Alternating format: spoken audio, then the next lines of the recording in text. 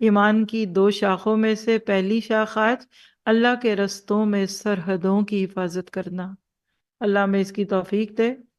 اس کے لیے عربی میں لفظ آتا ہے مرابطہ، رابطو کے لفظ ہے، سواری تیار رکھنے کو کہتے ہیں۔ سرحدوں پر جا کر تیاری کرنا، مسجدوں میں دل لگا رہنا اور ایک نماز کے انتظار میں دوسرے میں رہنا، اس کو رباط کہا گیا۔ رباط کی فضیلت سورۃ آل عمران کی آخری آیت سے ہی دیکھ لیجئے گا۔ 4 کاموں میں سے ایک، یا ایھا الذین آمنوا اصبروا وصابروا ورابطوا واتقوا اللہ لعلکم تفلحون۔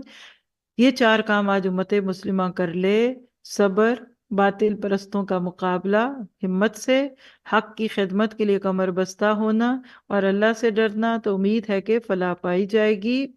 تو کیا پتہ چلا کہ یہاں خوف خدا سے رونے والی آنکھ کو اللہ کے عرش کے سائے تلے جانے کی خوشخبری دی گئی ہے، اور ادھر اللہ کے رستے میں کٹ کے مرنے والے کو اس کے جسم سے خون گرنے سے پہلے جنت کی خوشخبری دی جاتی ہے، عذاب قبر سے بچایا جاتا ہے۔ اللہ کے نبی کی حدیث ہے ترمذی میں 1665، اللہ کی راہ میں ایک دن کی پاسبانی یعنی چوکی دارہ، سیکیورٹی مین بننا 1 مہینے روزے رکھنے اور تہجد پڑھنے سے افضل ہے۔